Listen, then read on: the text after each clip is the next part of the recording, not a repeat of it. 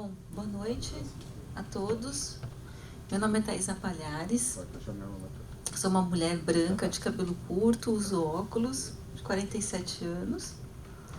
E a gente então vai dar início a essa conversa sobre a exposição do Rodrigo Andrade, as duas exposições que o Rodrigo Andrade, que está aqui ao meu lado esquerdo, vai abrir no Instituto, na Fundação Iberê Camargo, no sábado. Então, eu vou fazer uma breve apresentação da exposição Pintura em Matéria, que é uma retrospectiva da obra do Rodrigo Andrade. Deixa eu passar. E depois um pouco o Rodrigo Andrade vai falar da exposição Assombrações. Bom, acho que eu fui demais aqui. Eu vou fazer uma apresentação cronológica, apesar do fato de que a exposição ela não está montada de forma cronológica no espaço da Fundação. Mas acho que facilita um pouco, né, para as pessoas compreenderem, terem ideia do trabalho do Rodrigo Andrade. Então, o Rodrigo Andrade, um artista que começa a sua produção, né, a sua carreira artística nos anos 80, dentro do âmbito desse grupo, né, que ficou conhecido na história da arte brasileira como Casa 7. Então, essa pinturinha, sempre a gente começa a exposição do Rodrigo sempre com essa pintura em mente. Ela é uma pintura pequena e se trata do ateliê no Casa 7. Né? Uma pintura que enfim, é da coleção do Rodrigo, que enfim, quase nunca é vista, né, fora do ateliê do Rodrigo, e que tem essa força, assim, tem um simbolismo, porque é essa pintura que é uma pintura de observação, né, a única pintura da exposição também que é uma pintura de observação, e que é a casa, o ateliê que ele ocupava, inclusive, com o Carlito Carvalhosa, né, então, lembrando que o ateliê Casa 7, a gente está falando do Nuno Ramos, o Rodrigo, o Paulo Monteiro, o Fábio Miguel e o Carlito Carvalhosa, né? Então, a gente começa com essa pintura que é bastante simbólica. E nós temos, então, aqui essas pinturas dos anos 80. A exposição, ela é uma exposição, eu digo que ela é uma exposição retrospectiva sintética, porque ela tem 30 trabalhos, né? São 30 obras que estão em exposição na Fundação. E o Rodrigo tem uma produção muito vasta, então a tentativa foi de buscar de cada uma das fases que são marcantes da produção do Rodrigo, pelo menos uma ou duas pinturas, né? Essa foi o mote que guiou essa apresentação aqui na Fundação, porque essa exposição ela foi montada, não da mesma maneira, mas ela foi montada em 2017, na Estação Pinacoteca, em São Paulo, mas ela tinha mais de 100 obras, era uma exposição bem grande, e desde então a gente pensa em levar essa produção do Rodrigo, né, a primeira vez que essas obras do Rodrigo estão sendo vistas aqui em Porto Alegre, né, então a gente pensou um pouco nesse formato, né, não de tentar, a gente teve reduzir a exposição, mas ao mesmo tempo fazer com que o público que nunca viu ou que não conhece a trajetória do Rodrigo pudesse ter de uma maneira sintética, uma boa visão do trabalho do Rodrigo, né? Então essa é um pouco a ideia que norteou a seleção de obras aqui para a Fundação Iberê Camargo.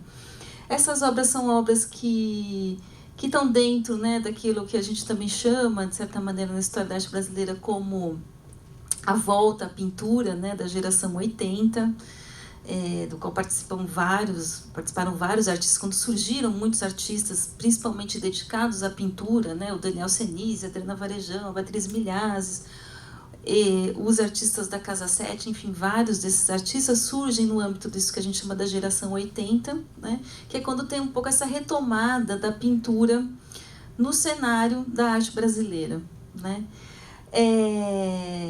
e que são pinturas que trazem muito, né, algo que eu acho que é bem marcante no trabalho do Rodrigo, que são essas referências também que vão além da própria história da pintura. Então, referências que trazem elementos da cultura de massa, da cultura pop, né, No caso aqui bem específico, né, depois acho que o Rodrigo pode comentar um pouco mais sobre isso, a questão da história em quadrinhos foi algo que marcou, né, esse grupo aí da Casa 7. Então essas pinturas têm essas referências, né, elas ficam entre uma figuração, elas são uma figuração meio pop também, né, que brincam com esse universo pop e com esse universo da cultura de massa, ao mesmo tempo que desde sempre existe, obviamente, uma pretensão de ser uma grande pintura, e também de conversar com os grandes pintores, com a história da pintura. E depois, acho que o Rodrigo pode falar também isso em relação ao Iberê Camargo, né? O que era o Iberê Camargo, o que representava o Iberê Camargo para essa geração de artistas. Essas pinturas são pinturas que na época, então, tiveram, né, uma recepção muito boa, e são pinturas, esse tipo de figuração, né, com esse tipo de figuração que o Rodrigo participa ainda dentro dessa ideia desse coletivo Casa 7, da Bienal de São Paulo, né, da Bienal de 85, né, que também é um marco na história da arte brasileira, né, com uma montagem chamada Grande Tela, né, que foi curada, que foi organizada pela Sheila Lerner, né. Então, a partir desse momento, assim, eles ainda muito jovens, eles entram logo nesse circuito e são rapidamente reconhecidos. Então, é uma fase que eu acreditava que era importante ter na exposição. E tem uma coisa muito curiosa, que é muito importante a gente sempre pensar, que essas obras elas foram vistas muitas vezes nos anos 80 e elas sumiram, né? Elas foram compradas, obviamente estão na casa de alguns colecionadores ou ficaram em alguns museus, mas poucas dessas obras estão realmente em museus ou voltaram para as coleções dos artistas. Então, fazia muito tempo que essas obras não eram vistas, né? Então, também essa preocupação em mostrar, né, para o público, trazer para o público obras que nos anos 80 foram muito importantes, né, mas que não são tão conhecidas, né, de uma geração mais nova, né, de artistas mais novos. Então, isso também sempre foi muito importante para mim quando eu pensei a exposição como nós dois pensamos a exposição, né, a importância de mostrar de novo esses trabalhos. Bom, aqui então existem dois painéis, né, na exposição. A gente também fez muita questão de manter pelo menos 2 painéis, né, são painéis grandes, né, em esmalte sintético sobre o papel craft, está errado ali, não é óleo sobre tela, isso é papel craft, eles são muito grandes, né, vocês vão poder observar lá na exposição da Fundação. E que também é muito interessante porque aí o trabalho, né, todos os artistas da Casa 7 quase fizeram esses painéis, então eles também fizeram uma exposição coletiva com esses painéis, né, e é um momento onde eles têm a oportunidade de trabalhar com formatos maiores, né, então a pintura ganha essa espécie de monumentalidade, né, esse grande formato, né, que também é muito característico de uma certa pintura internacional dos anos 80, né? Se a gente for pensar em artistas como Baselitz, o Kiefer, né? Todos esses artistas que foram pintores, que vieram muito para a Bienal de São Paulo, né? Circulavam muito por aqui.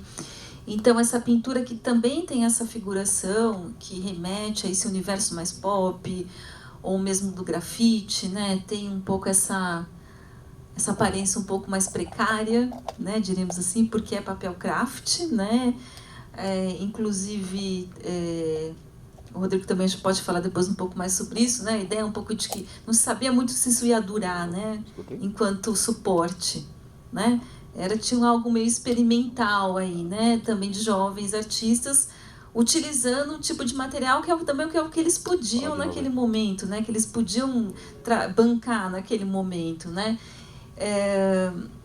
E foi uma surpresa muito grande, porque também esses painéis, eles ficaram muitos anos sem serem expostos, né? Eu acho que eles eram pouquíssimos conhecidos, né? Eles foram expostos nos anos 80, depois nunca mais, não participaram de nenhuma exposição. E foi uma coisa muito interessante, muito gratificante, que quando a gente foi começar a procurar esses painéis para expor e selecionar e ver, a gente percebeu que eles têm uma atualidade, né? Eles carregam uma contemporaneidade muito grande e eles estão muito bem conservados. Então, aquilo que teoricamente parecia algo que seria meio precário, né? Que teria uma certa precariedade, que tem a ver com um pouco essa uma pintura mais bruta, né, mais suja mesmo, mais urbana, que traz também essa referência toda desse universo urbano, né, mas que manteve, né, uma permanência no tempo. Então isso foi muito interessante, e porque todos esses painéis acabaram ficando muito bons. Eles envelheceram, a gente brinca que eles envelheceram muito bem, né? Eles ficaram muito bem conservados, e foi muito importante tê-los na exposição. Então, também eu acho que... E agora eles começaram a aparecer mais, inclusive até dos outros artistas, esses painéis começaram a aparecer mais, né? Mas era um tipo de produção que as pessoas conheciam muito de imagem, né? Às vezes imagem preta e branca, né? Era um pouco essa a ideia que a gente tinha desses painéis, né?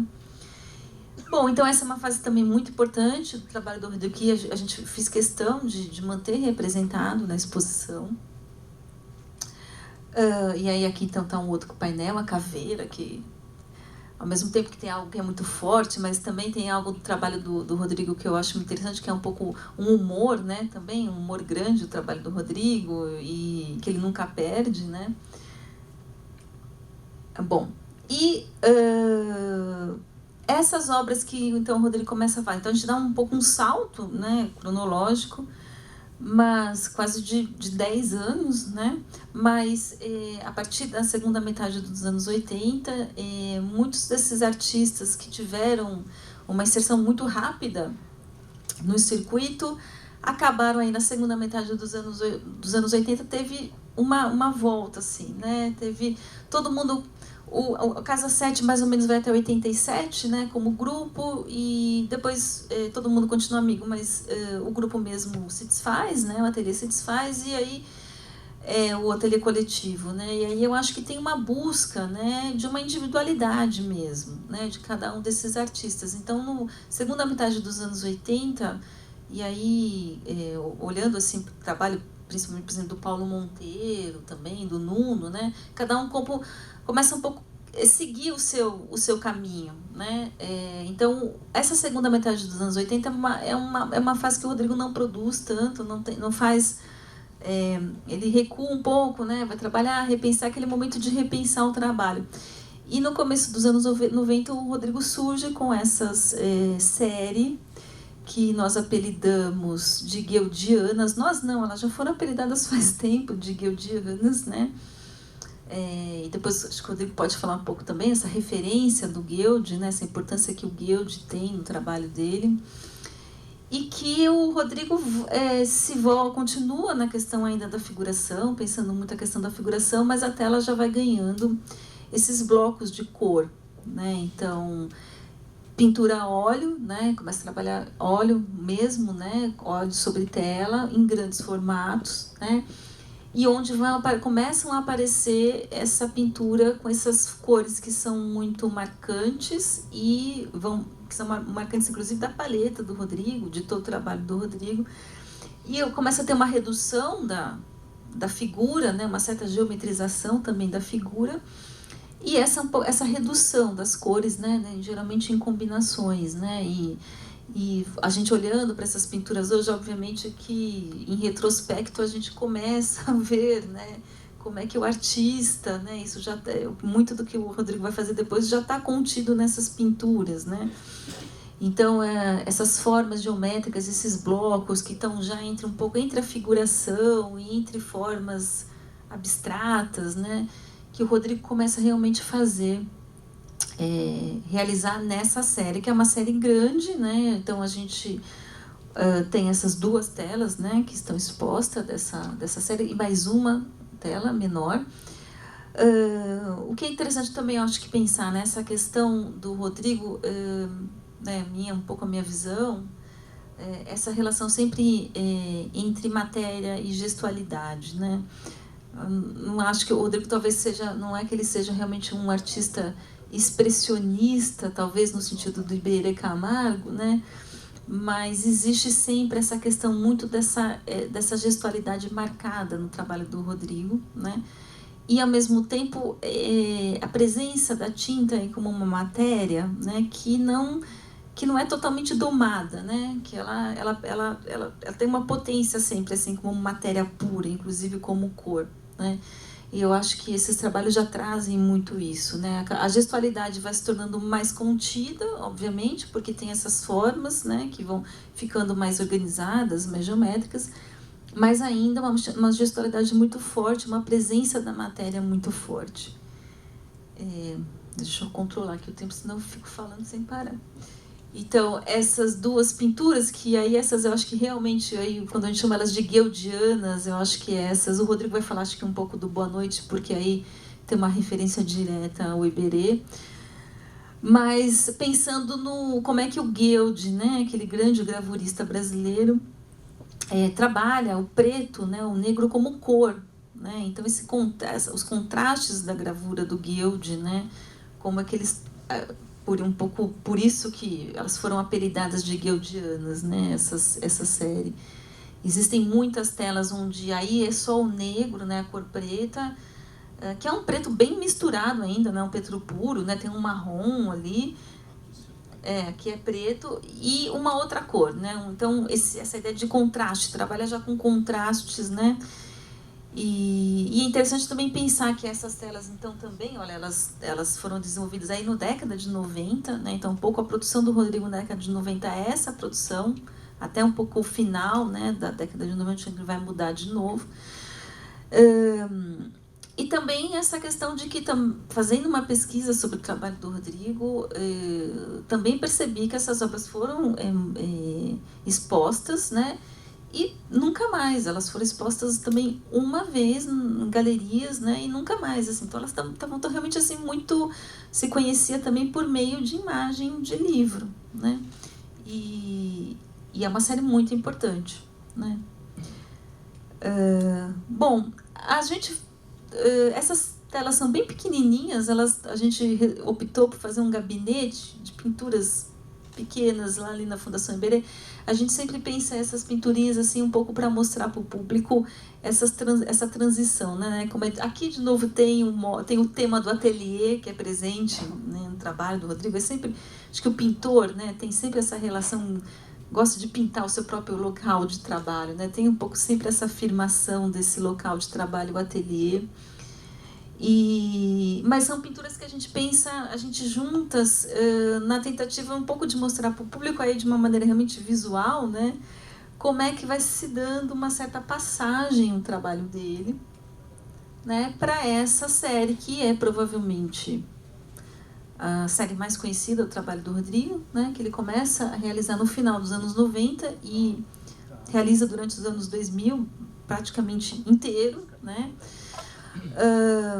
E que, assim, é uma mudança muito grande no trabalho, uma mudança muito grande, mas que tem muitas relações com o que era feito anteriormente, até por isso que a gente opta por marcar essa passagem, né? Como que não é um salto, mas existe ali todo um pensamento do trabalho do Rodrigo que vai se depurando até chegar nessa pintura.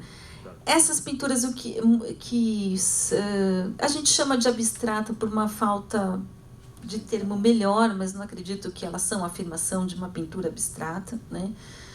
Mas é onde um pouco o Rodrigo ele chega um pouco nesse grau zero da pintura dele, talvez, né? Quando a gente pensa não existe o grau zero da pintura, que seria o Malevich, né? O quadrado negro sobre o branco, aqui acho que talvez seria o grau zero da pintura do próprio Rodrigo, né? Onde então ele vai colocar esses blocos, são blocos de tinta a óleo, né? Sobre uma tela branca, né? Então quase como ele tivesse assim, uma afirmação, né? O que é a pintura? A pintura é tinta sobre tela branca, né? Então assim, o ato de fazer uma pintura é esse, né? Isso, a pintura é isso, né? Mas o que é interessante é que ele cria, né, um pouco, obviamente, um sistema, obviamente que tudo isso é muito intuitivo. Esses pares são sempre colocados em duplas, né? São sempre, enfim, difícil encontrar 3 figuras, né? São sempre 2 ou 4, né? com formas, que são formas que remetem um pouco àqueles móveis abandonados, né, que ele fazia nos anos 90, mas que também são formas assim meio comum, que não são formas nem um pouco especiais, né? Assim, elas são, a gente assim, são formas meio vulgares, diremos assim, formas também que são formas do cotidiano, do mundo comum, né, meio identificáveis. Ele não está trabalhando aqui ele não está pensando aqui a geometria como o Mondrian pensava a geometria, né, onde tem todo um pensamento teosófico por trás da geometria do Mondrian, né? Então esse lado aí de uma certa pintura abstrata que é muito espiritualizado, né? Aqui não, aqui acho que a gente assim, continua sendo um artista que passou pela pop, né? Que passou pela pop e pelo minimalismo, né? E que é isso, pum, né? O que é pintura? Pum, colocar uma forma, assim como para os minimalistas, né? Era colocar aquelas formas formas industriais organizadas numa parede, né? Pum, e fazia uma escultura, né? Agora, qual é toda a graça, né? Eu acho que uma das grandes graças e humor também de todo esse trabalho é porque ele faz combinações que são infinitas, né? Ele vai chegando numa paleta que é muito própria do trabalho dele, do Rodrigo, e é uma paleta que faz uma remissão tanto a grandes pintores da história da arte, mas também a um universo, de novo, mais da cultura de massa, né? E que ele junta meio sem cerimônia, né? Não tem uma hierarquia entre esses dois mundos. E que possibilita que o Rodrigo vá fazendo muitas combinações dessas formas. Então, são quase 10 anos de trabalho, né? Ele fazendo esse tipo de trabalho, sem repetição nenhuma, né? Assim, é um procedimento que, a princípio, é muito simples, né? Mas que possibilita uma enorme variedade de combinações, né? E aí também acho que depois o Rodrigo pode falar um pouco mais sobre isso, sobre um método, né? O modus operandi também. Ele cria, né? Ele vai trabalhar aqui com máscara, né? E que é uma forma também de, ao mesmo tempo, Ops, fui eu que fiz alguma coisa. Acho que não, né? Que ao mesmo tempo uma forma dele trabalhar a questão da expressividade, ainda tem a questão ali da expressividade por causa de uma matéria que é uma matéria muito presente, né? Muitas dessas telas têm muitos litros de tinta a óleo. Bom, agora eu não fiz nada, gente. Mas tem uma certa contenção dessa matéria, né? Foi de novo? Então, de certa maneira, essa matéria bruta, né, que a tinta aparece aí como matéria bruta, está contida nessas formas, né, que são formas impessoais, né, elas não têm... Some, né, acho que aqui é o trabalho do Rodrigo onde some essa questão da gestualidade, inclusive, ele pode até falar isso para ele, acho que foi uma questão, né, dessa gestualidade que sumiu, né, e esse trabalho que é um trabalho muito direto, e que você coloca as formas, bom, e não pode ficar refazendo, né? Coloca e pum, acabou, tá naquele lugar, você não pode refazer, você não pode voltar para a pintura, né? Mas tem uma coisa muito curiosa de como, até pela maneira como ele usa essas camadas muito grossas de tinta, isso é algo que chamou muita atenção de muitos críticos que escreveram sobre esse trabalho do Rodrigo, né?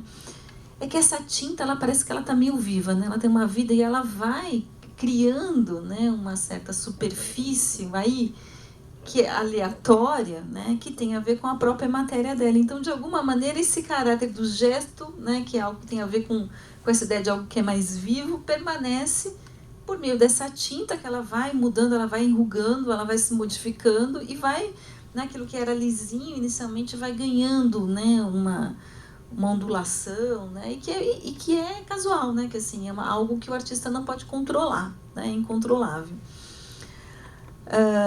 Então, essa, enfim, uma série bastante importante, talvez uma das mais conhecidas do Rodrigo, que tenha sido... Esses trabalhos foram muito expostos, participaram de muitas exposições, né? E eu acho que são um marco, obviamente, na trajetória do Rodrigo, e eu acho que é um marco mesmo na pintura brasileira, da pintura brasileira, né? Esses trabalhos do Rodrigo. Bom, mas aí, né, como todo artista que se preze, o artista nunca nunca faz aquilo que todo mundo espera dele, ele sempre, em algum momento, ele vai fazer algo diferente daquilo que estava todo mundo esperando, né?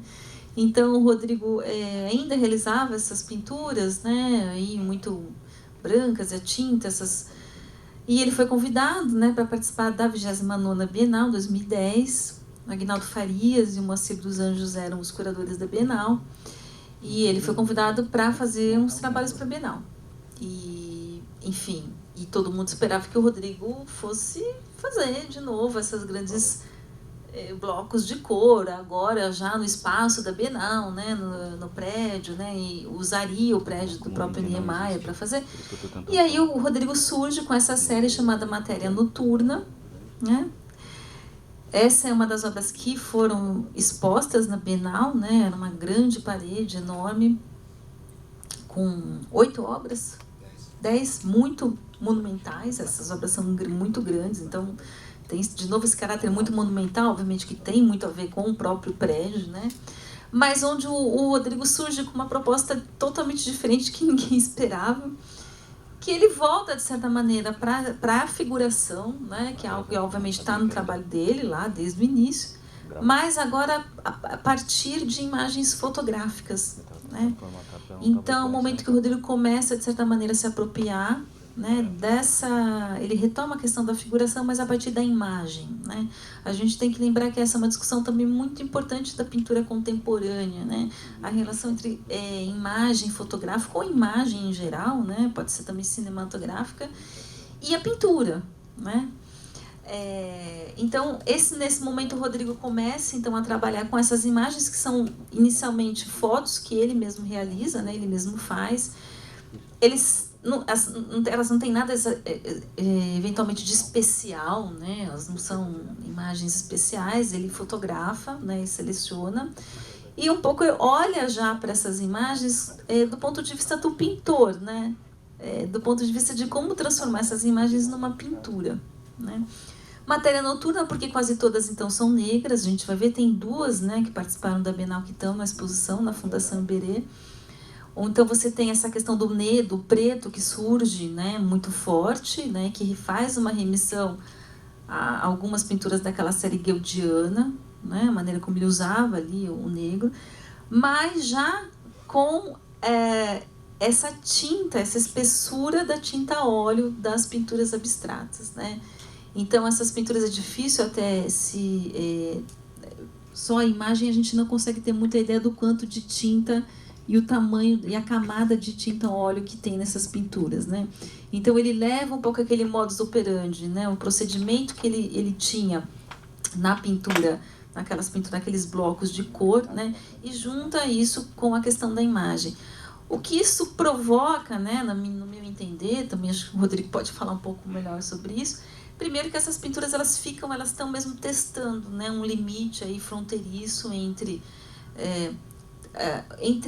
questionando a própria questão da representação, esse limite fronteiriço entre representação e abstração, mas também todo esse jogo, né, que de novo caracteriza, né, a pintura em si, né, o fazer pintura, o fazer pictórico, que é isso, né? A pintura afinal de contas, uma imagem feita de matéria, de tinta, né? Ela é isso há mais de 500 anos, ela é uma grande tradição disso, né? Onde os artistas estão o tempo todo jogando, né, com isso, né? Ela é ao mesmo tempo a representação de um mundo, né? Porque aqui, obviamente, volta a questão toda a ideia da representação, mas ela também é algo feito de matéria, né? Então, isso é muito forte nessas pinturas que têm obviamente, elas têm uma figuração que é muito marcante, né? Ele vai escolher imagens que possibilitam também esse tipo de contraste, né? Também de luz e sombra. Essa tela, essa também estava na 29ª Bienal. E também aí é o ateliê do Rodrigo, né? Então volta, né, a questão do ateliê. Eu acho sempre importante dizer essa é a visão, é o espaço onde ele trabalha o tempo todo, né? Então esse é o ateliê do Rodrigo também. Então volta essa questão do ateliê, e também feito a partir de uma fotografia que ele mesmo tira, né?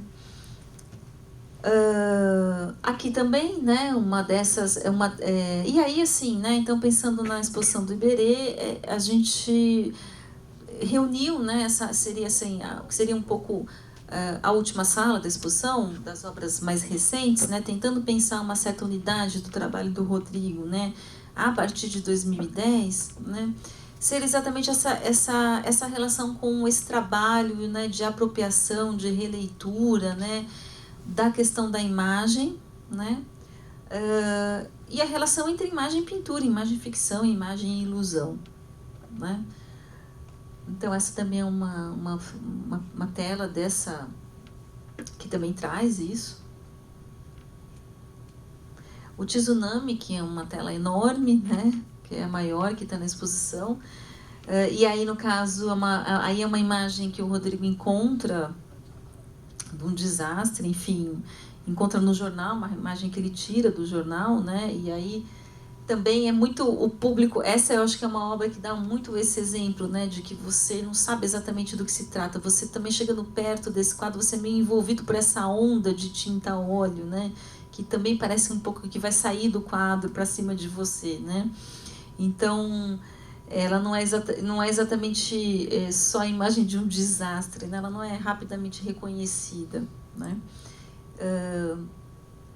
E essa que talvez seja, acho que é com certeza a mais recente, né? Duas Cavernas, também acho que está sendo vista pela primeira vez em Porto Alegre, também acho que foi exposta uma vez só, na exposição em 2017.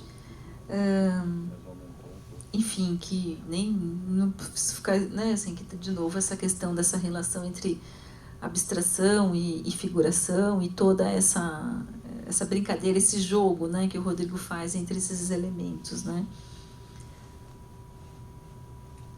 E assim, só um pouco para terminar, para o Rodrigo, dá tempo do Rodrigo também comentar sobre as obras da exposição. Esses são pôsteres, né? Na verdade, esses trabalhos, eu acho que eles inicialmente nunca foram pensados para serem expostos, né? Mas eu acho que tinha um pouco de uma brincadeira do Rodrigo, uma coisa meio de ateliê também. Mas eu rapidamente, toda vez que eu vi essas coisas, não, isso sempre tem que entrar na exposição. E desde então eles sempre entram na exposição, né? Não é uma série nem nada, são poucos, né? Porque eu acho que eles são muito... primeiro que eles ajudam a gente a entender toda essa relação, acho que do Rodrigo com a história da pintura, né? Também que eu acho que o Rodrigo pode falar um pouco melhor quando for falar do Iberê, né?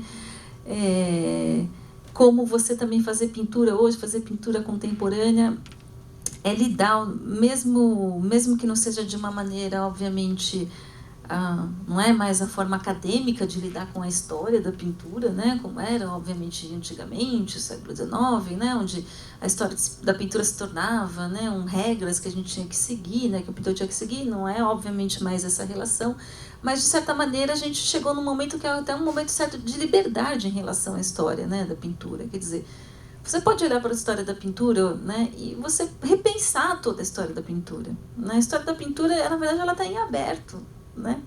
Ela é uma grande matéria em aberto, né? E eu acho que cada pintor, cada artista, né, tem essa grandeza, né, de poder voltar ao passado, né, e fazer com que a gente redescubra no passado coisas que ainda não eram vistas, né? Eu acho que os grandes artistas, eles sempre fazem isso, né? Então eu acho que ali, né, tem essa vista de Delphi do Vermeer, que é um artista, enfim, que é muito difícil quem é pintor não gostar do Vermeer, ou quem gosta de pintura não gostar do Vermeer, né, que eu acho que é um dos grandes pintores realistas, né. E é isso, né, e a gente olha para o Vermeer e essas vistas, os quadrinhos pequenininhos do Vermeer, né, aquela coisa tão delicada, e se você olha isso para aquilo, você fala assim, não, isso aí é puro azul e amarelo, né. Assim, se você for olhar para, né, um pouco do Vermeer, ele se reduz a uma combinação de cores, né. Então, acho que eu sempre quis muito mostrar esses pôsteres do Rodrigo, que não foram feitos como obras, teoricamente, né? Mas acho que ajudam muito a entender o pensamento dele, né? O que está por trás também. Inclusive, Quando eu digo, né, que não gosto de chamar muito aquelas pinturas de abstratas, porque efetivamente elas não são exatamente abstratas, elas têm uma relação com uma figuração, com a história da pintura, né? Essas combinações de cores, elas surgem também da história da pintura, né?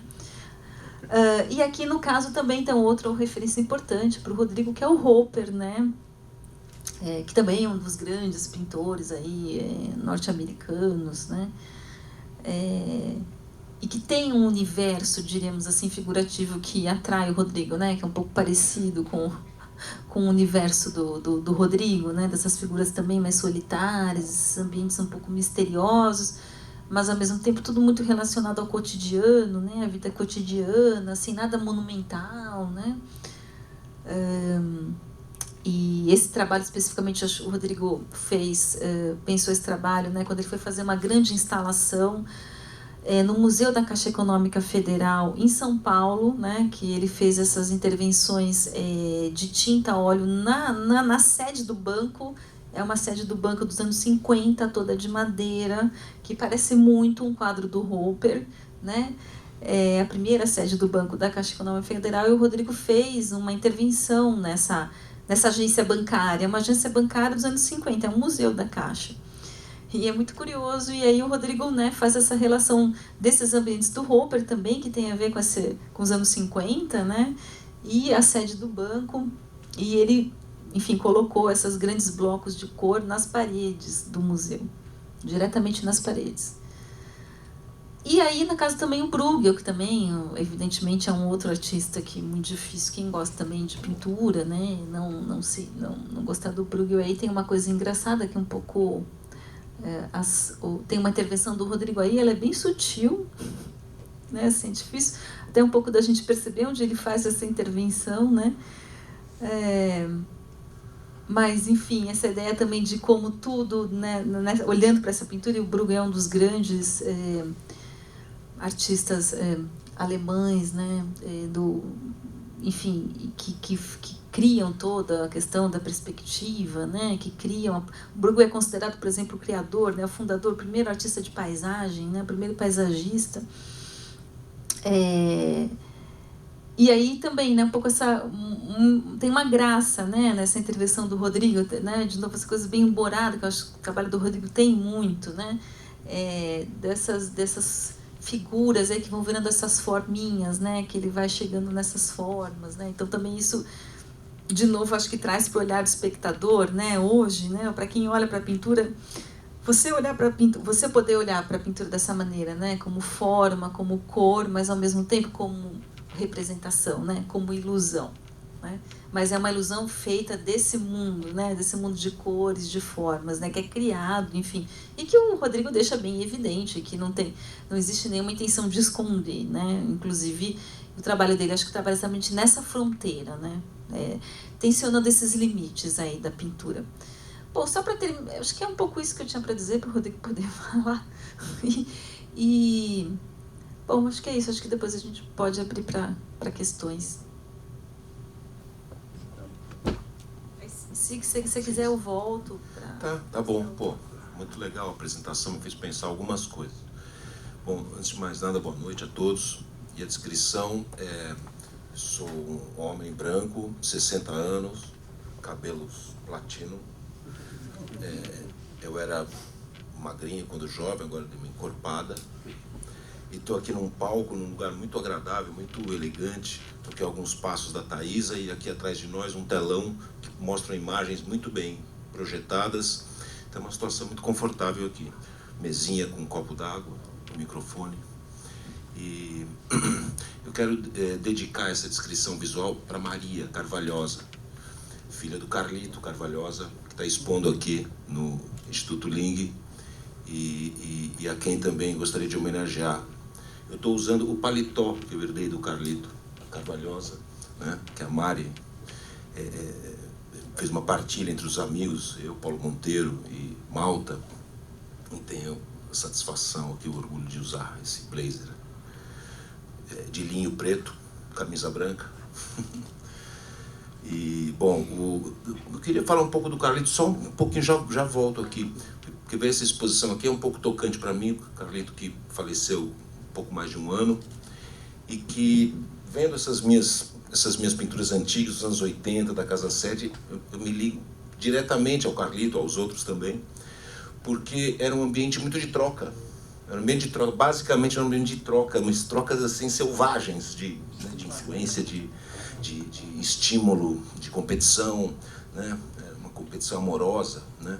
Então eu digo que assim, um pouco parte da minha definição como artista, como pessoa, mas como artista, que me interessa aqui, é um pouco veio da minha convivência com o Carlito, né? Então eu queria deixar aqui essa humilde homenagem. Bom, não, eu queria comentar alguns pontos que você mostrou. O primeiro é aqueles painéis de esmalte sintético sobre papel craft, que a relação ao tamanho, né? Apesar das minhas raízes, que vem desde a infância, com história em quadrinho, com a cultura de massa, televisão, desenho animado, né, cinema, enfim, música, tudo, né, uma imersão dentro do universo da cultura popular de massas, né? Tinha também uma formação que eu peguei muito do Sérgio Fingerman, meu primeiro professor, né, de gravura, que eu entrei com 15 anos, em 77, que era uma formação intimista, que vinha da gravura em metal. Foi ali que eu conheci o Guild, sabe? Foi ali que eu conheci o Grupo Santa Helena, sabe? O Volpe eu já conhecia, mas tive uma outra visão. O Morandi eu conheci, foi um impacto muito forte, né, desses primeiros contatos que eu tive com... Conhecia Picasso, eu tinha na minha casa, fiz com 9 anos de idade, 10 anos, fiz versões de Picasso e Paul Klee, que eu tenho até hoje. Então, então essa formação intimista, num certo momento, ali com 20 anos, 21, 83 para ser preciso, eu tive uma crise. Quando eu vi um catálogo da Documenta de Cássio, eu tive um impacto com o estado problemático da arte contemporânea. Porque eu já conhecia, porque já tinha morado em Paris, tinha o Beaubourg que eu frequentava, etc. Mas mesmo assim aquilo bateu, né? Uma sensação, ao mesmo tempo de violência e ao mesmo tempo de uma coisa que ia para um conceitual que a mim me soava um pouco árido, quase como falta de ar, sabe?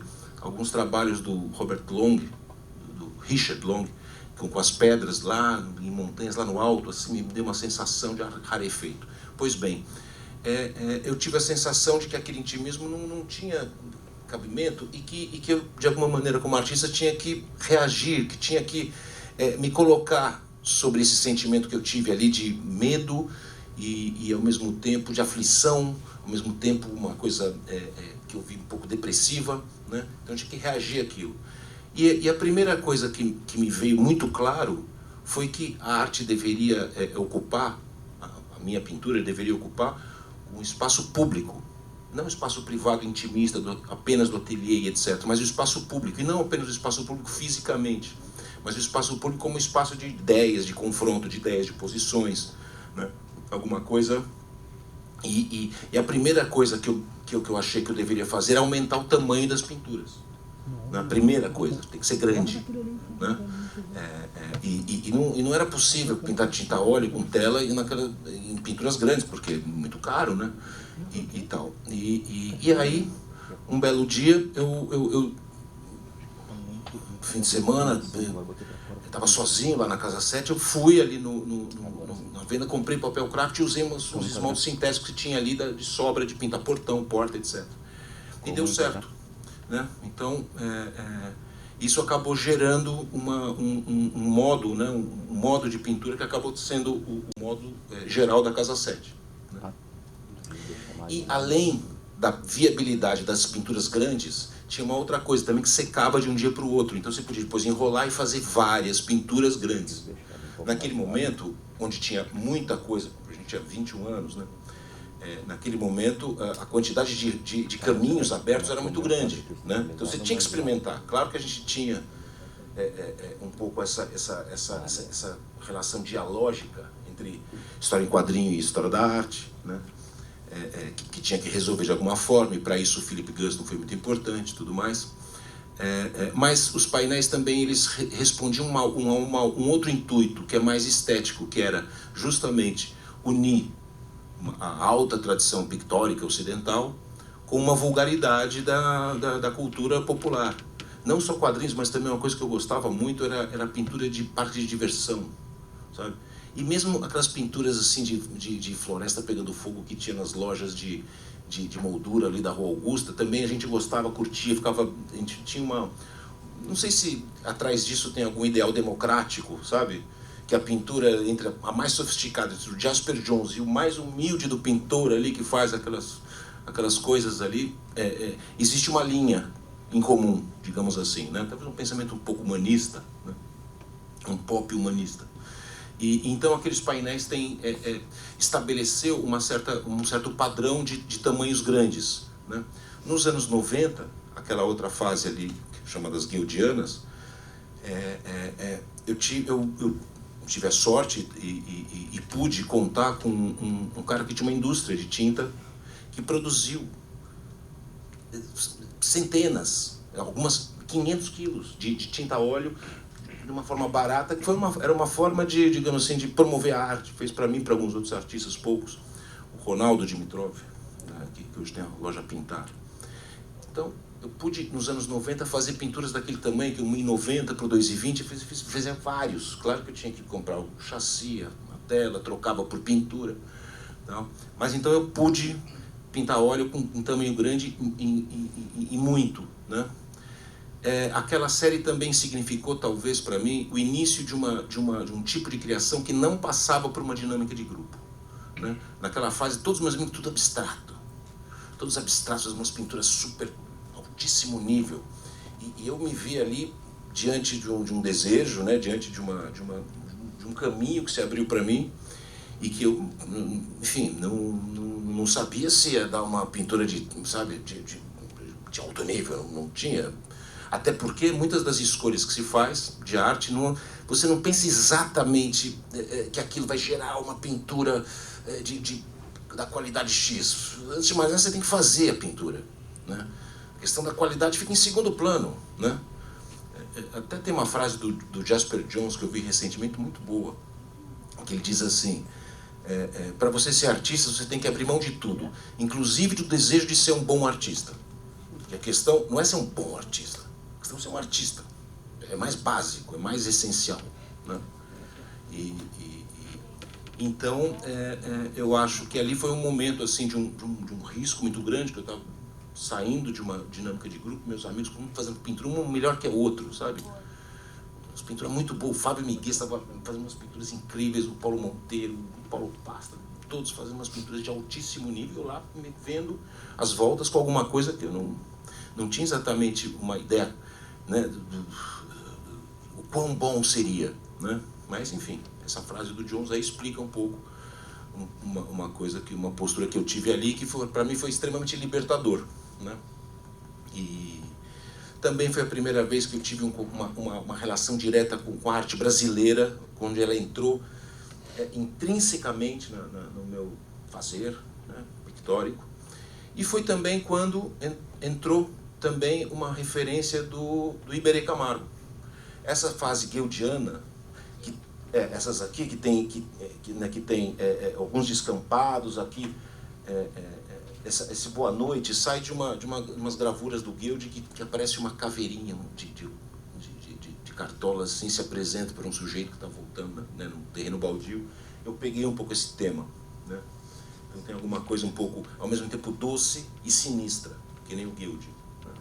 Mas também nessa fase, lá em 91, acho, eu vi aquela pintura que tem do Iberê, que tem uma figura assim deitada, um horizonte e uma bicicletazinha, acho que uma construção. Aquela pintura entrou, acho que dentro do meu imaginário e estabeleceu ali uma coisa poética que veio a ser importante para mim. Porque o Guild, ele fazia gravura, e eu estava lidando com tinta, né? Quem fica revolvendo a tinta, quem fica, sabe, chafurdando na tinta, mexendo, refazendo, o Iberê, né? Então, eu tive essa conexão muito cedo, lá no começo dos anos 90, sobretudo. Depois, aquela fase dos blocos de cor, também, um momento, enfim, uma situação que O mercado de arte ele era rarefeito nessa época, nos anos 90. Então você não tinha exatamente uma resistência, você ficava fazendo um pouco, você seguia um pouco o teu caminho, um pouco numa espécie de deriva, você ia indo onde o caminho ia te levando, né? Nos anos 90 eu até tive um emprego, eu trabalhei como capista da revista Veja, uma experiência muito interessante, profissional, assim, muito, em vários aspectos assim foi importante para mim. Então a minha pintura era uma coisa um pouco independente, tinha uma né? Só que ela aos poucos, um pouco sozinha, foi levando para uma redução das figuras e dos objetos a cubos, foi ficando mais metafísica, foi ficando mais imaginária, mais abstrata, né? E ao mesmo tempo uma coisa do lado da outra, né? E num campo de cor contínuo, coisa que antes, nos anos 80, era tudo saturado, não tinha um espacinho, não tinha espaço para o vazio. Era uma coisa totalmente, tinha uma vaziofobia, agorafobia, agora não, enfim, tinha uma fobia ao vazio. E ali então, essas figuras soltas no espaço foram se sintetizando. E aí, num certo momento, eu estava fazendo uma pintura monocromática, vermelha, gestual, e eu queria colocar alguns elementos que se destacassem sendo da mesma cor. Eu coloquei uma fita crepe ali e passei uma espátula. Daí, pum, se destacou. Eu tinha tido uma experiência com fita crepe, um pouco por causa de um teatro, um cenário de teatro que eu fiz, não é de teatro, de balé, um espetáculo de dança da Zélia Monteiro. Eu coloquei ali uns elementos, umas tábuas no fundo e uns retângulos nessas tábuas. Foi a primeira vez que eu usei fita crepe.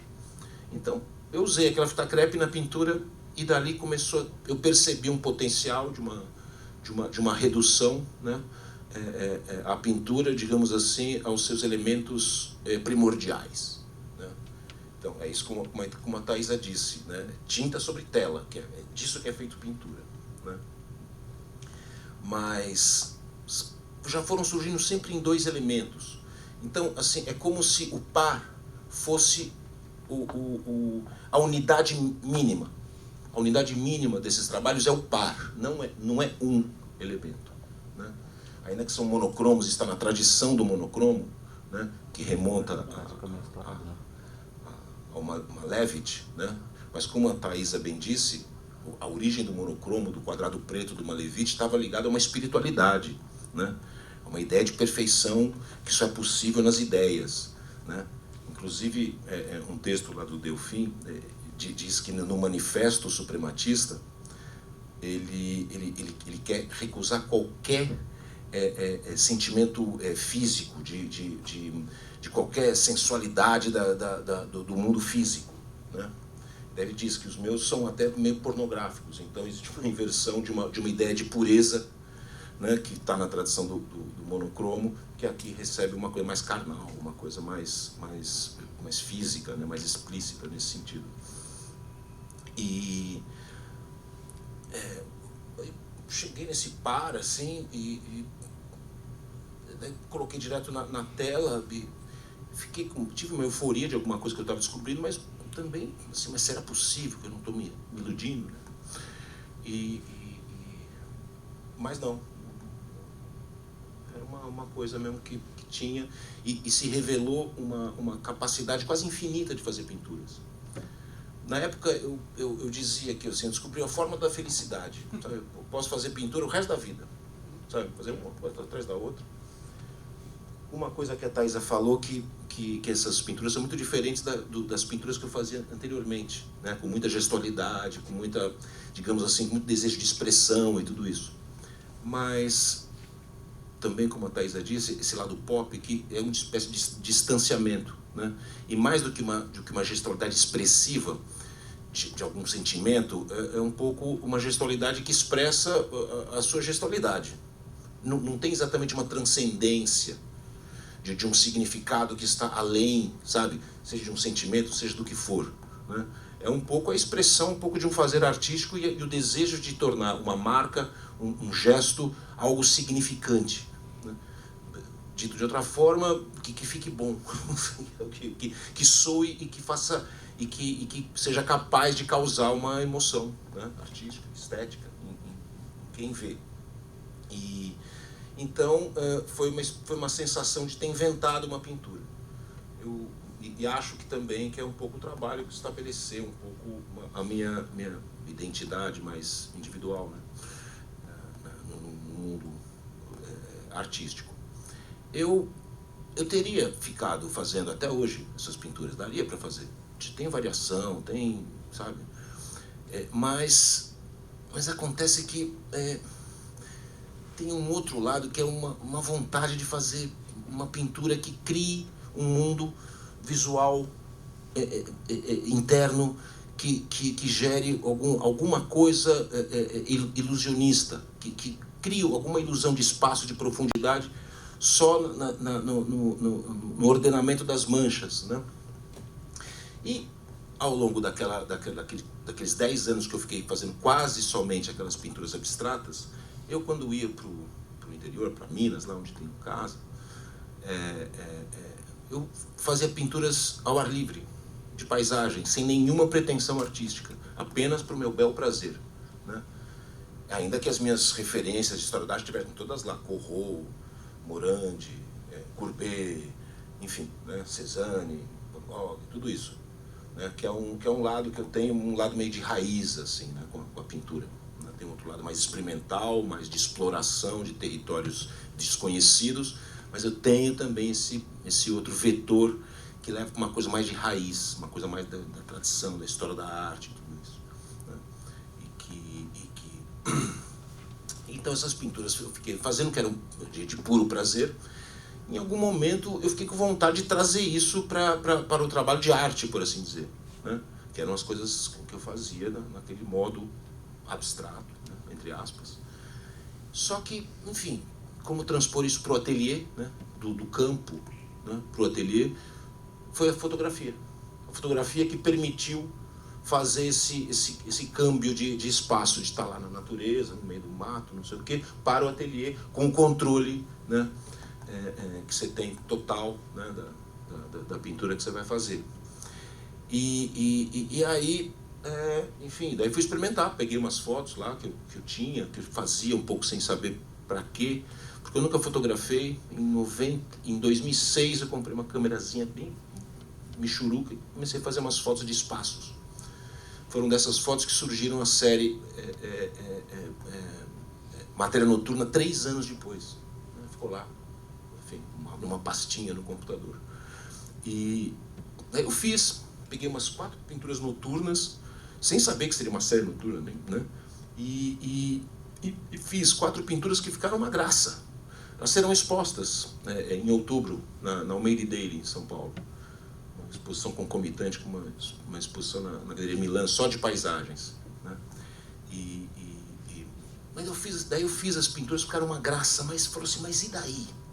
Mas onde está o problema dessa pintura? Onde está o conflito? Onde está a questão dessa pintura? A questão que toque, digamos assim, nas questões fundamentais da pintura. Quando eu digo fundamental, eu não posso dizer que eu sou fundamentalista com a pintura, porque eu não sou, né? Tem um lado mais ortodoxo, mas outro não. Mas é alguma coisa assim que diga respeito a alguma coisa muito básica na pintura, né? E dentro dessa insatisfação com aquela pura e simples beleza e graça, né? Eu queria colocar alguma coisa ali que fosse problematizar essa beleza e suposta plenitude, né?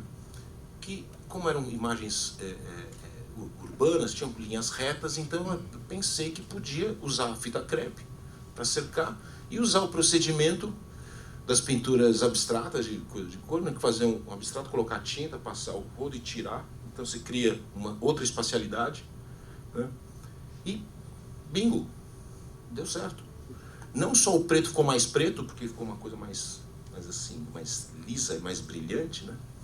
Como também criou uma espacialidade meio oposta àquela ilusão, aquele ilusionismo que a imagem fotográfica trazia, né? Então você tinha um movimento, digamos, um espaço psicológico, né? que é o espaço da ilusão, porque a ilusão é um fenômeno psicológico, né? E um outro espaço muito concreto do plano da tinta sobre o plano, né? O Lorenzo Mami, ele faz uma imagem boa, que é daquele filme, o Show de Truman, quando o personagem percebe que ele está vivendo uma grande farsa, ele quer fugir. Daí ele vai com o barco em direção ao horizonte, daí ele bate no horizonte, né? Ele bate na parede do estúdio, né? Enfim, a ilusão se quebra ali. Então tem a ilusão e tem a quebra da ilusão. Eu acho que essa coisa dialógica, de novo, uma questão de uma coisa e outra coisa, né? Que talvez diga respeito a ambivalências em geral, sabe? Ambivalências onde você tem, digamos assim, duas vontades, né?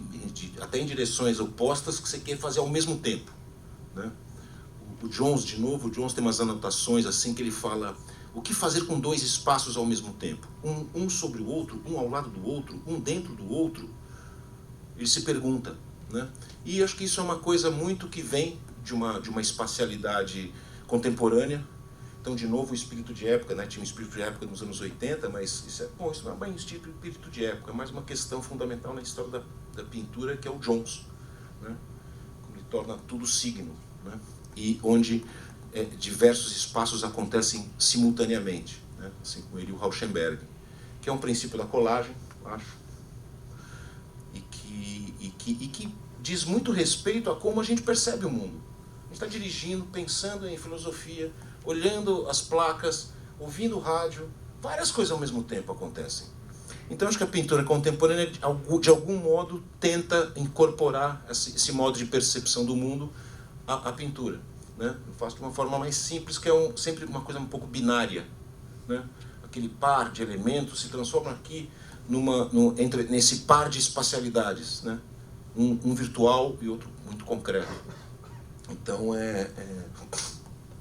eu acho que tem isso daí.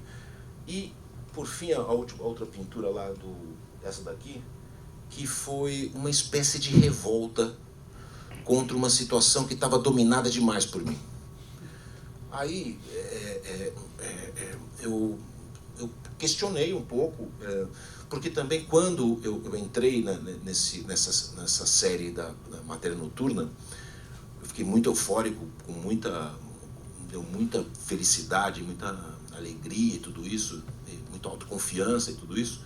Mas depois de um tempo eu comecei a sentir falta de algumas coisas. Por exemplo, cor. Porque aquela série até aparece cor aqui e ali, mas ela é secundária. O que está em primeiro plano ali é a atmosfera, a profundidade, o jogo entre a matéria e a imagem, tudo isso. A cor fica em segundo plano. E aí comecei a sentir falta, porque se deseja um pouco de fazer tudo, né? Talvez seja alguma coisa um pouco infantil, mas enfim. Mas que na arte é possível.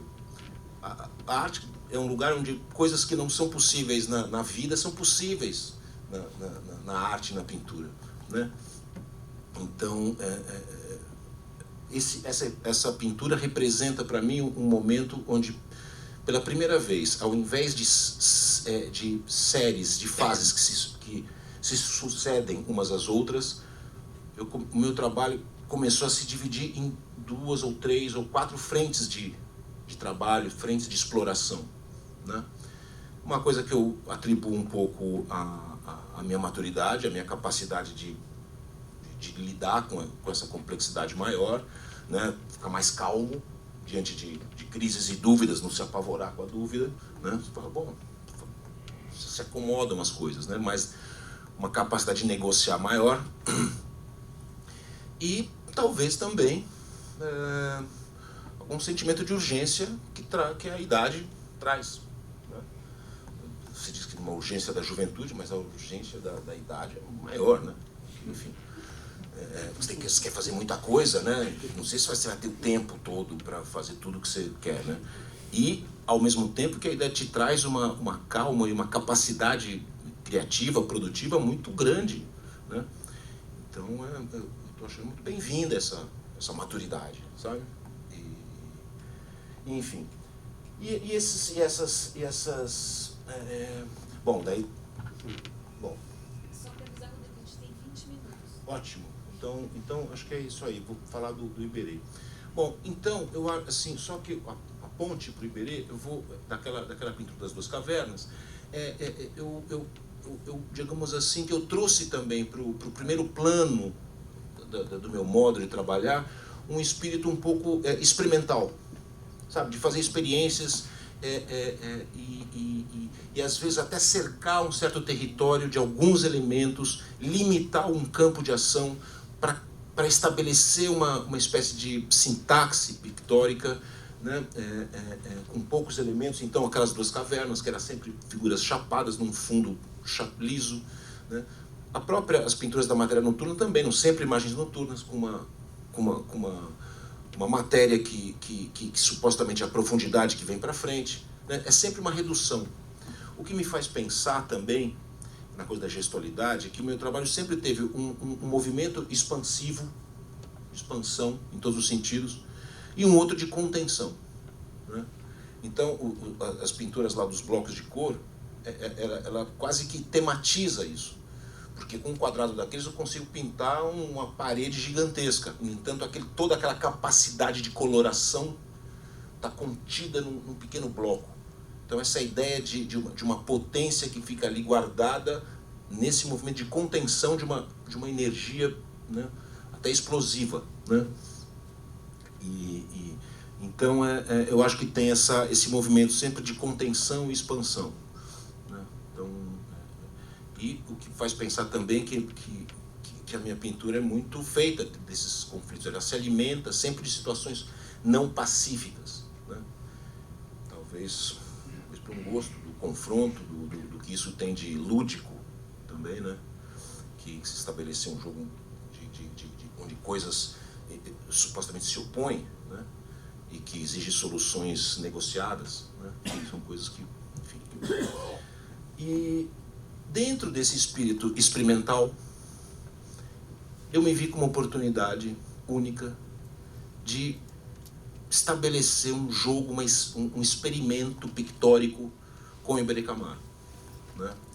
Tínhamos na Fundação combinado uma exposição com a curadoria da Thaisa Palhares, que vem itinerando, que vem, né, se depurando e tudo isso, e o Calil me ofereceu uma curadoria do acervo da Fundação, né? E eu falei, pô, que ótimo, né? Lisonjeado. Daí, voltando para São Paulo, que a gente estava aqui conversando, me veio a ideia, putz, mais do que uma visão minha do Iberê, mais do que uma interpretação curatorial, que afinal de contas não é exatamente a minha. E se eu fizesse uma interpretação pictórica? E se eu fizesse algumas versões, se eu estabelecesse um diálogo com o Iberê Camargo, que vai exigir de mim uma imersão, né, no trabalho do Iberê, que eu nunca tive, né? Vi várias exposições, cumprimentei, tive a oportunidade de cumprimentar 2 vezes ele, né, então, mas nunca tive. Então seria... E aí eu propus, né, com muita ousadia, eu diria, né? Mas muita humildade também, né? Humildade e ousadia. Foi um pouco o binômio que me guiou. Propus para o Calil, e o Calil pensou e falou que sim, vamos fazer. Daí tinha que fazer. Eu falei, caramba, putz, que responsa, meu Deus do céu. Então, e aí o desafio, né, apresentado oficialmente, me gerou em mim uma mobilização muito, muito forte, né? Tive 2 vindas para cá, para ficar olhando o acervo, né? E olhando para que lado que eu ia levar essa experiência, né? E também comecei a ler os contos que eu já tinha lido, A Gaveta dos Guardados, mas reli tudo e fiquei impressionado como o Iberê tinha uma relação com o passado, com a memória, com a nostalgia, da infância, né? Eu falei, nossa, esse cara é assombrado pela sua memória, né? E também comecei, por esse viés, a olhar as últimas pinturas que tem as idiotas, tudo que é falso, desde antes, desde o Parque da Redenção, com as ciclistas e tudo isso. agora a coisa patética, aquela coisa um pouco amorfa, sabe? Comecei a ver como figuras ectoplasmáticas, sabe? Com algumas, como se fossem encarnações do passado, como se fossem fantasmagorias, como se chama uma das pinturas de Iberê. A partir daí é que eu peguei esse mote, que vai ser assombrações, as assombrações de Iberê, né? Com o seu passado, e as assombrações que eu vou passar com o Iberê na minha cabeça esse tempo todo, né? Que de fato foi assim, veio puxar meu pé, né? Tive insônia, porque eu tive que esperar um tempo para efetivamente pôr a mão na massa, porque eu estava terminando uma série de pinturas. Então nessa fase que eu tive que esperar para pôr a mão na massa, foi o auge das assombrações que eu tive. Porque eu ficava imaginando como seria, que eu tinha uma ideia muito clara de como seriam as pinturas, mas nunca sai igual, né? E também não saem perfeitas como na sua imaginação. Imaginar pinturas, elas são todas obras-primas absolutas, sabe? Assim, perfeição. E daí elas tornam-se realidade, não são perfeitas como você pensou, mas são reais, né? Pois bem, o que viria, né? Eu tive uma vez aqui na fundação, fiquei desenhando a lápis e olhando quando percebi mais ou menos para onde eu ia. Depois eu vi uma segunda vez e tive o privilégio de poder fazer estudos de cor com guache com as pinturas do Iberê na minha frente. Então eu tive uma relação física, de uma imersão física. Eu passei 2 dias enfurnado ali nas catacumbas do Iberê, ali naquele ateliê maravilhoso ali de gravura, lá com o Eduardo e o Gustavo. Então aquilo, assim, muita coisa, né, impressionante, as cores do Iberê, entendi muita coisa do Iberê, né? De fato, como ele é um pintor da lama, que fica rolando na lama, né? E como ele não fazia concessões também ao bom gosto, né? E tal, mas eu tive que esperar, encomendei o chassi, ficava lá no ateliê, as telas todas em branco, onde eu ia fazer as pinturas do Iberê, mas nesse momento foi muita ansiedade. Mas aí, assim que eu coloquei a mão na massa, as assombrações pararam, sabe? Daí a coisa encarnou, né, ali na pintura, e também as imaginações, como seria, você fica imaginando um processo acontecendo, você não imagina elas prontas, você imagina um processo acontecendo, né, que é os processos que você conhece, mas sempre tem alguma coisa surpresa no caminho. Quando eu fui para a pintura, até tentei um caminho que descartei, mas logo a maneira como eu comecei a fazer já foi indicando mais ou menos os passos seguintes. Criou uma dinâmica interna, independente do Iberê. Porque o jogo que eu estabeleci, eu acabei entrando dentro de um campo magnético orbital no Iberê, que é muito forte, né? Escrevi no texto isso. Podia me engolir, né? Então, eu tinha que garantir a minha identidade ali dentro desse diálogo, uma força poderosa, né? E essa identidade, essa autonomia, né, viria dos meus procedimentos, né?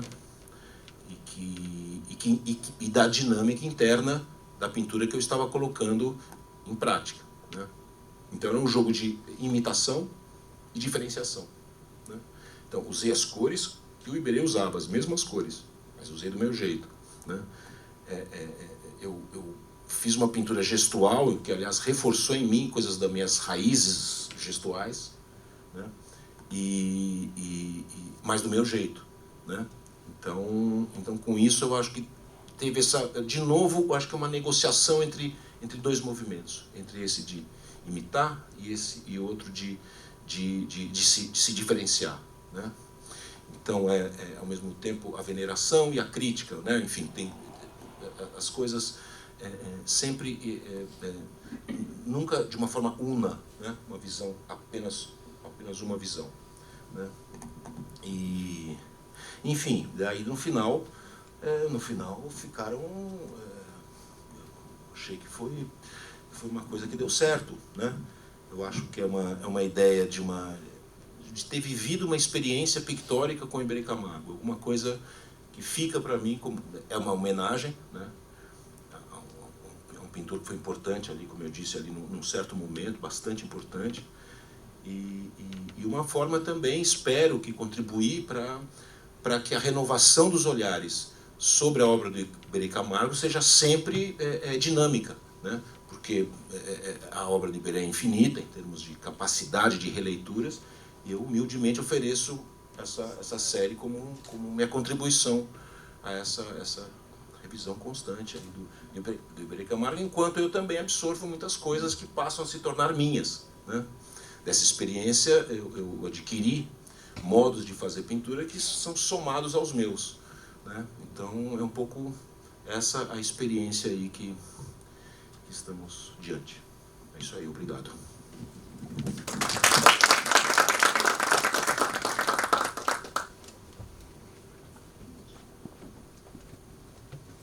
Eu acho que a gente tem 10 minutos, é isso?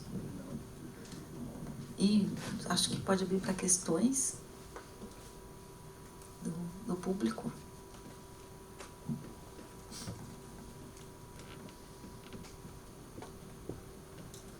Bom, tem umas perguntas que surgiram aqui do chat, né? Vamos... Boa noite. Primeiramente, obrigado pela apresentação. E eu tenho duas perguntas. Uma é o que é ser artista para você, e com relação às suas pinturas no craft, que tentou tornar mais público, né, menos intimista, como você comentou. O que você mais gostou de pintar?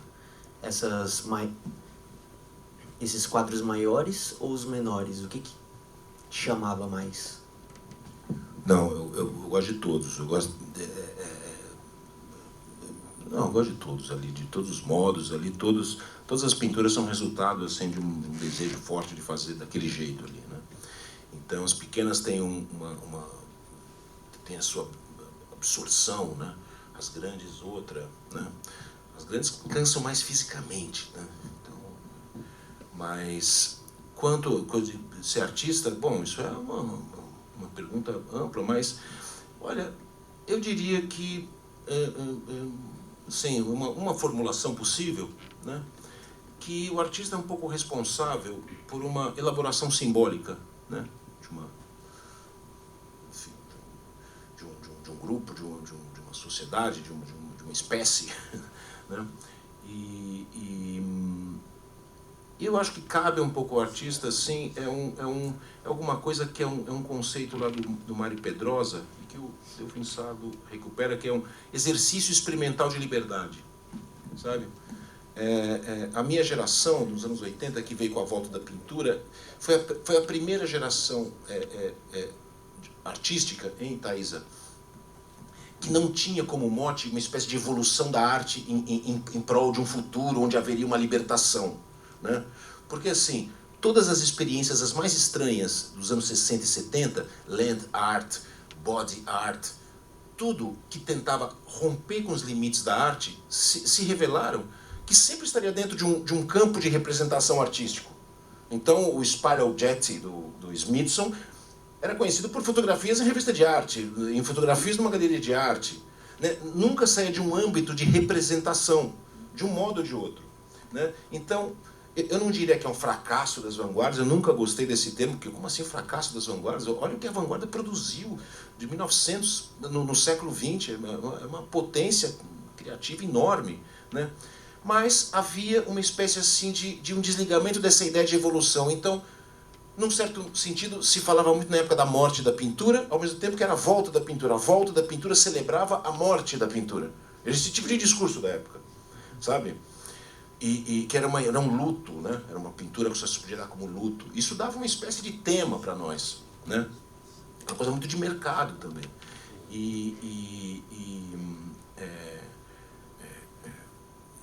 Que mais? Enfim, então... sim. Que não havia mais uma ideia de evolução, mas sim uma ideia onde o novo estaria ligado não a uma coisa que fosse revolucionária, mas a uma coisa que fosse singular. Alguma coisa suficientemente singular. Então, a volta às raízes, cada um com as suas raízes, né? As minhas é muito ligado a um caminho mais central na arte, vai lá em Cézanne, etc. Tem outros, cada um as suas. Mas então eu acho que houve uma espécie assim de perda do protagonismo da pintura como uma linguagem, um protagonismo dentro do universo geral de criação artística humana. Perdeu o protagonismo. Em compensação, ganhou uma liberdade, como você disse, né? havia uma possibilidade de você ressignificar partes que estavam supostamente deixadas para trás, ao mesmo tempo que você descobria coisas novas. Então eu acho que foi eu sou beneficiário desse movimento mais libertário. Vocês têm mais questões do público que está aqui? Uma questão aí. Boa noite. Muito bonita a exposição. Tive o prazer aqui de estar aqui presente e poder ver. E quando você me comentou, Rodrigo, que ia fazer essa exposição com o Iberê, de imediato eu achei incrível, porque eu acho que tem uma relação fortíssima. E fiquei tentando especular de onde vinha essa sensação.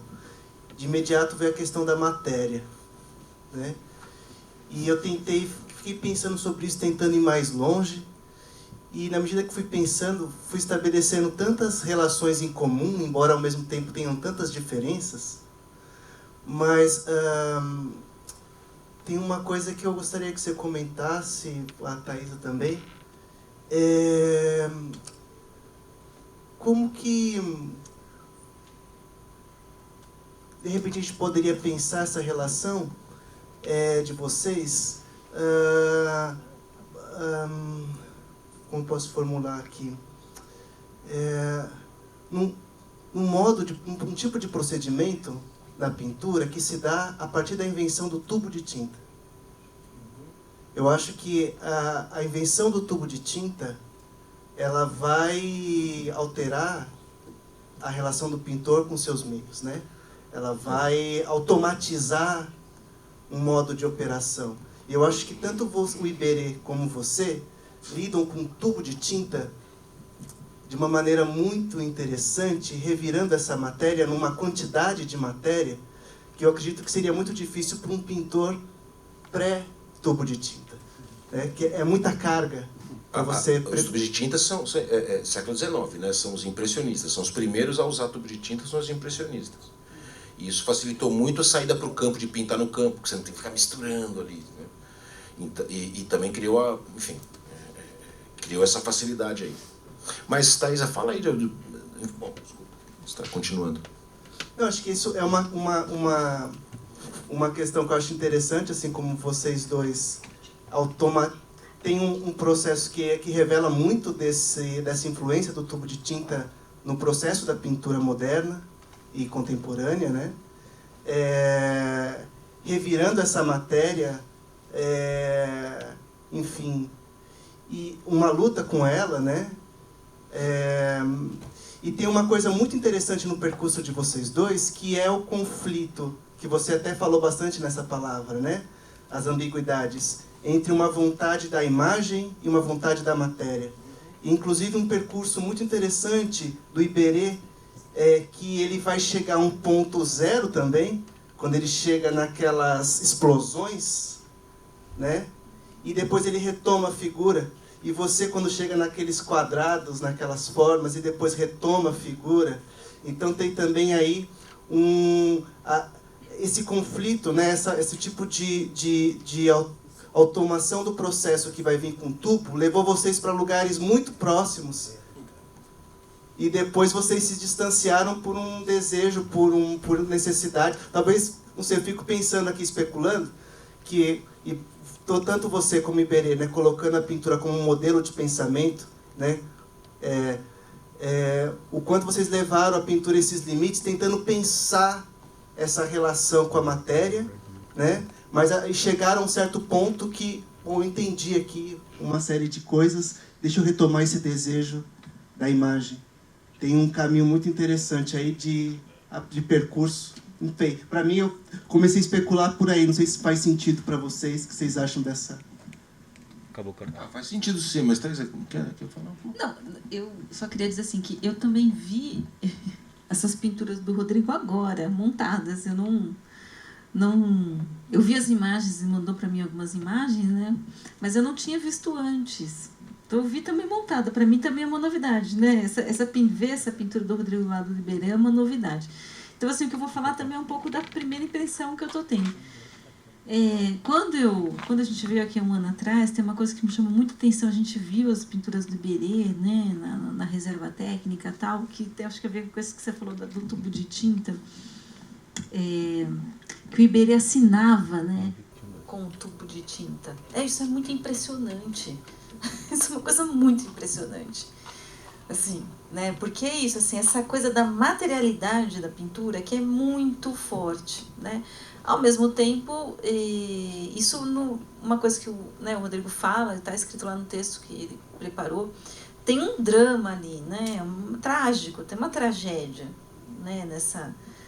Nessa pintura do Iberê. Ela não é uma pintura, né? Tem tragédia ali, né? Então, agora, essa questão da materialidade, a gente for pensando em termos assim muito gerais da pintura moderna, um pouco isso caracteriza a pintura moderna, né? Como você falou. Acho que junto, obviamente, a questão da descoberta técnica, que é o tubo de tinta, né? Mas junta também todo esse desejo da pintura moderna lá, desde os meados do século XIX, se a gente for pensar, tomando Manet lá como exemplo, que é exatamente mostrar aquilo ali como uma coisa, uma matéria bruta, né? Aquela Olimpiada do Manet, que é uma imagem, mas também é um corpo, uma matéria, uma massa de tinta ali, né? E também tem um contraste muito grande com o preto, também o preto surge no Manet como cor, né? Deixa de ser simplesmente sombra, construção espacial, e o Manet olha para o passado e vai recuperar essa ideia do preto como uma cor, né? Como algo que tem um peso físico, né? Então, eu acho que isso é um pouco a pintura moderna, né? Ela tem essa questão da materialidade muito forte, né? E, obviamente, que tem pintores que vão, né? Que vão para um lado, outros que vão mais para um outro lado. Eu acho que, nesse caso, como o Rodrigo falou, né? O que ele se encontra no Iberê tem muito a ver com essa questão, eu acho, da matéria mesmo, de fato.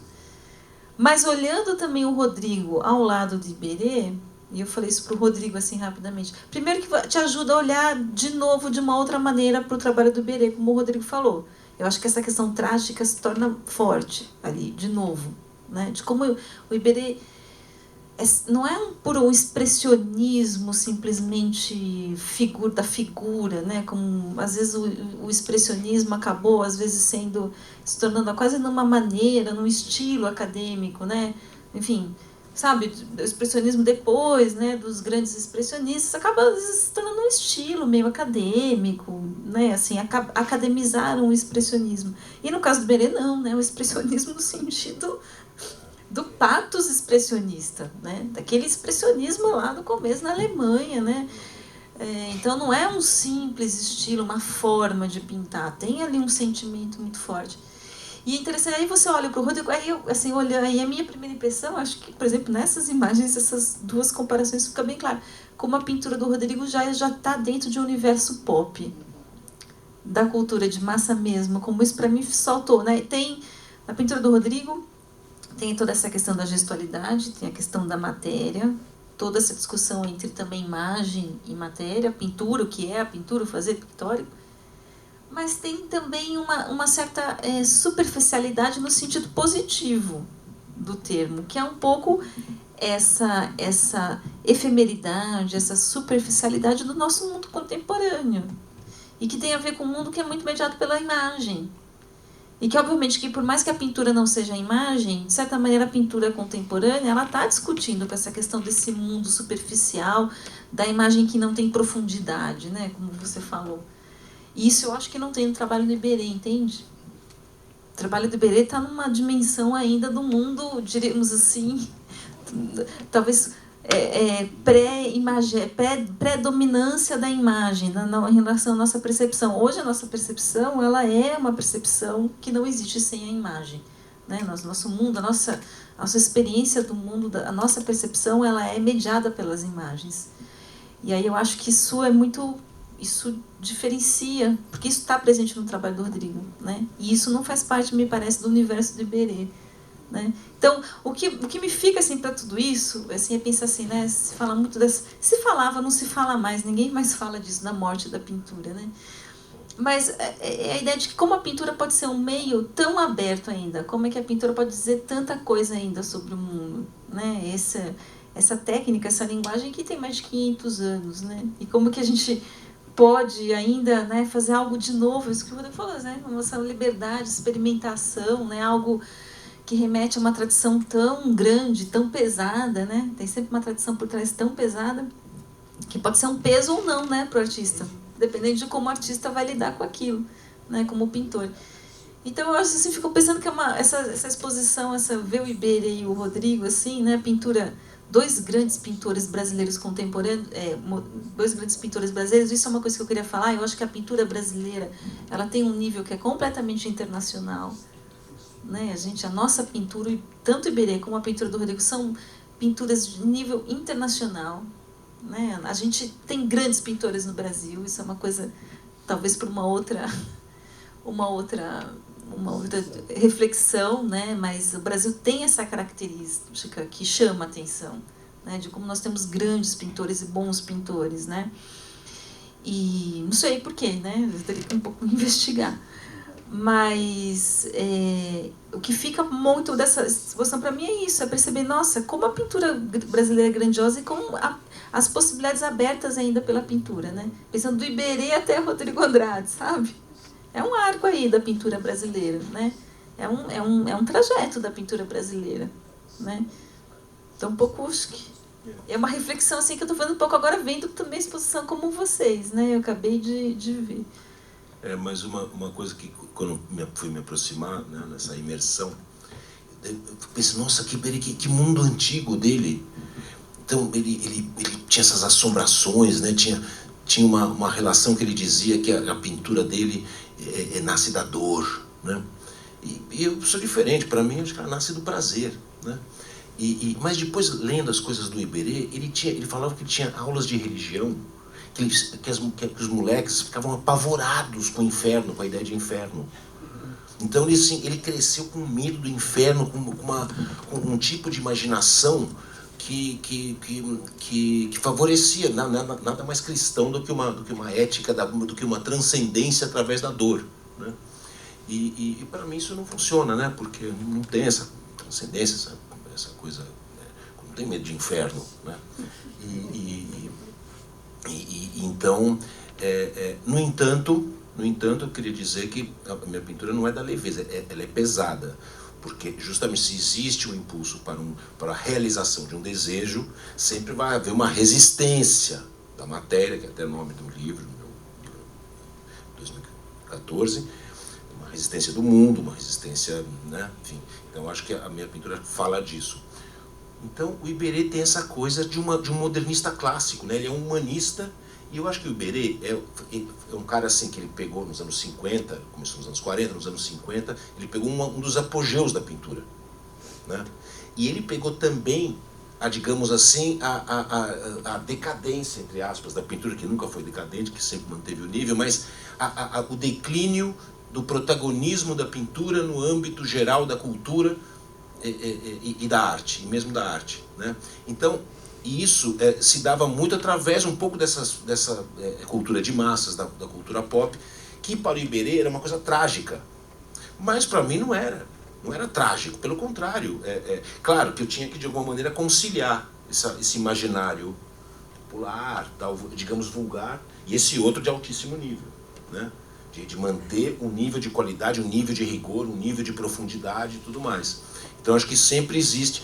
Para o Iberê era uma coisa trágica que ele expressava, que ele punha na pintura com alguma coisa assim realmente abismal, né? Quase de um pessimismo, né? Uma coisa assim, mas assim sempre tendo como fundo uma espécie de valor, uma virtude, né? Uma virtude de uma verdade, né? Sempre a pintura do Iberê tem uma coisa assim que é uma busca pela verdade, uma coisa de não fazer concessões a nenhum gosto, porque o que ele tinha como intuito era nada menos do que a verdade pictórica, né? Então é isso que nos emociona tanto no Iberê até hoje, né? A grandeza que tem nessas pinturas, né? E as minhas têm uma outra coisa, tem um distanciamento, tem essa ambivalência, digamos assim. Eu diria que o Iberê é um pouco um mundo onde as pinturas tinham uma unidade, né? As minhas são de um tempo também se chama pós-moderno e tudo mais, onde existem uma multiplicidade de unidades ali, né? Então, eu acho que foi interessante também pensar um pouco nessa diferença que você está falando de percurso, de experimentar, digamos assim, na carne essa distância, essa conexão e, ao mesmo tempo, essas diferenças. Tem as duas perguntas no colo. Dá tempo de ler? Tem 5 minutos. Nós temos 5 minutos, tem 2 questões aqui que vieram do público que está em casa. Bom, a primeira questão que é direcionada a mim, mas eu acho que o Rodrigo talvez seja melhor para responder, que seria: como a mudança na poética de um artista durante uma Bienal pode impactar sua carreira dentro do sistema de arte? Pintura complexa. Como esse movimento ousado, né, do Rodrigo foi recebido pela crítica, aí pensando na questão da Bienal. Eu acho que o Rodrigo tem mais experiência própria para responder, mas pelo que eu me lembro, assim, um pouco assim, causou um pouco de estranhamento, né, Rodrigo, quando você fez as telas da Bienal. Os meus pares, os meus amigos da velha foi guarda fácil. torceram um pouco o nariz. Tipo, Paulo voltar Monteiro, a Sérgio fazer Cissa, figura, né? Fábio Uma coisa Miguel, assim tudo tão deram uma torcida antiga. de nariz. Fazer imagem, né? Eu acho que eu tenho a impressão assim, que teve um tempo de compreensão para compreender um pouco aquilo, né? Aquilo que estava acontecendo. E olhando hoje, perceber que isso tudo tem uma coerência, né? Que não foi exatamente uma ruptura com uma fase abstrata. Tem toda uma coerência ali. Eu sempre brinco que eu acho que a trajetória do Rodrigo, ela tem uma espiral, né? Ela não tem essa questão linear que ele falou, né? Ela é uma espiral, tem muitos problemas que vão e voltam, né? Então, olhando hoje, óbvio que aparentemente é uma ruptura muito grande, né? Porque volta com configuração, não sei o quê, mas tem muitas questões que se conectam, né? Mas eu acho que, assim, eu não sou especialista em sistema de arte, mas eu arrisco dizer que o sistema de arte tem uma certa... Não gosto de muitas mudanças, assim, é difícil. Com certeza. Isso é Para um clássico artista mudar muito o trabalho, né? Isso é um clássico do mercado de arte, mudança muito complica, né? E de fato, eu até mencionei que nos anos 90 não havia um mercado de arte que pudesse resistir, né? Um pouco eu podia fazer o que quisesse, tinha uma liberdade, mas que não tinha uma consequência. Recentemente, isso agora com o mercado de arte muito mais sólido, muito mais profissionalizado, muito mais consistente, algumas mudanças podem custar caro. Aquelas 2 cavernas, por exemplo, assim, que veio depois dessa fase figurativa, teve uma resistência também, né? Embora a matéria noturna, a resistência foi mais dos meus pares, porque do mercado foi, pelo contrário, foi muito bem, né?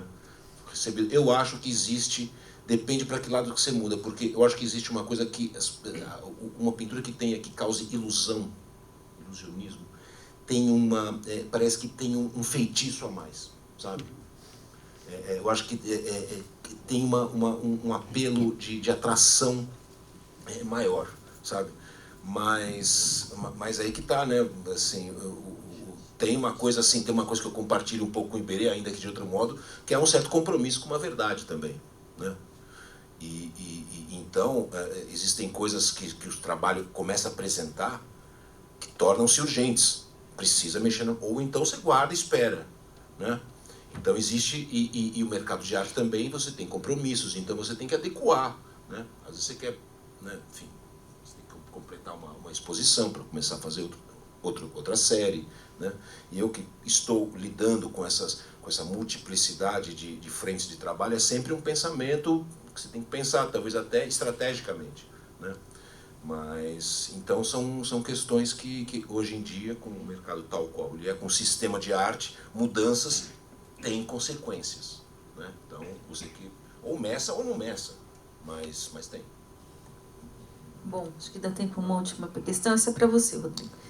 A pessoa afirma, né? Tua produção dialoga muito bem com a espacialidade e com a arquitetura, ao explorar volumes e fotos de cenários, o que está escrito aqui. Poderias falar um pouco mais sobre essa relação com a arquitetura? Bom, aqui essa é uma ocasião perfeita para falar em relação à arquitetura por conta do espaço do Álvaro Siza na Fundação Iberê, né? Que é um acontecimento em si, né? E talvez a experiência que eu tive de maior integração entre o espaço arquitetônico e as pinturas, as telas, né? Nenhum espaço favorece tão bem as pinturas como esse, né? E você poder ver, ter uma panorâmica da exposição quase inteira, depois se aproximar e ver quadro a quadro, é uma relação assim que é muito instigante, né? Agora, pois é, porque existe um desejo da pintura ocupar os espaços do mundo, né? E às vezes você ocupa a parede. Eu fiz vários trabalhos. A Thaisa citou a Paredes da Caixa, também tem Lanches Alvorada, que era um boteco no centro, que eu coloquei os blocos de cor naquele ambiente, de alguma maneira tornando trazendo o bar inteiro como suporte da pintura, né? Então, mobilizando o espaço do bar dentro de um espaço de uma obra, ainda que a obra às vezes sumisse no espaço do bar, né? Então, a relação com a arquitetura, para mim, de arte é sempre, de novo, uma relação negociada, de ao mesmo tempo se impor no espaço, ao mesmo tempo também se deixar ficar sem agredir o espaço. Então, eu acho que eu resumiria assim a relação que eu vejo entre pintura e arquitetura. Bom, gente, acho que é isso, né? Então, eu queria agradecer a presença de todos e também quem está assistindo em casa e convidar todo mundo para a abertura da exposição no sábado, às 14h. Então, boa noite. Obrigado a todos também pela presença.